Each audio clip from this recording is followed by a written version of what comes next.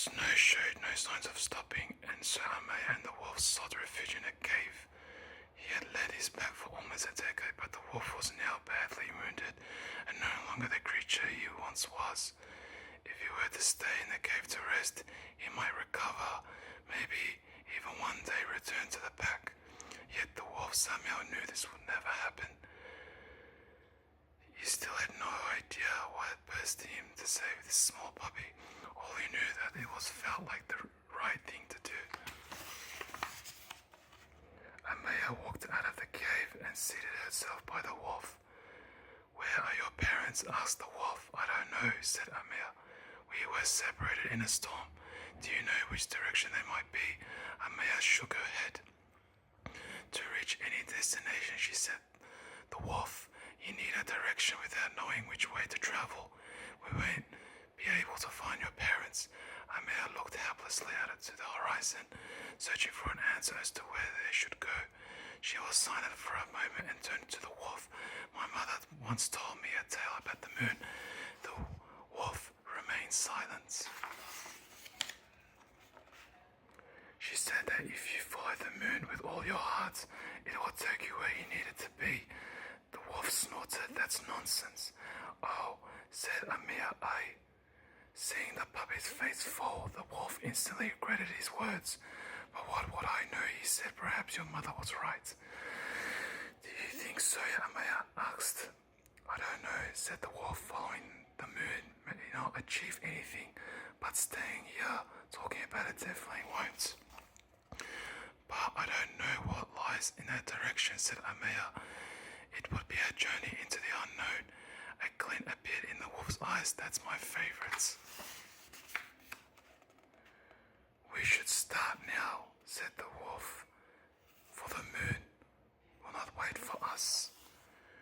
You never know when the clouds will come, and we wish we'd taken the chance while it was there." As they passed between the birches, Amaya couldn't help but notice the wolf was limping and his breathing was labored. "Are you alright?" she asked. The wolf was not alright. He could feel the life ebbing from his body, but despite this he knew this was the path he must take.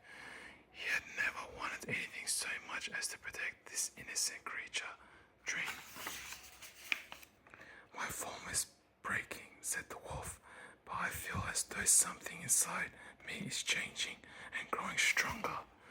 Amaya looked into the old wolf's eyes. "Are you sure we could rest more?" "No," said the wolf. "The path ahead is perhaps the most difficult one I will ever travel, but I will embrace it.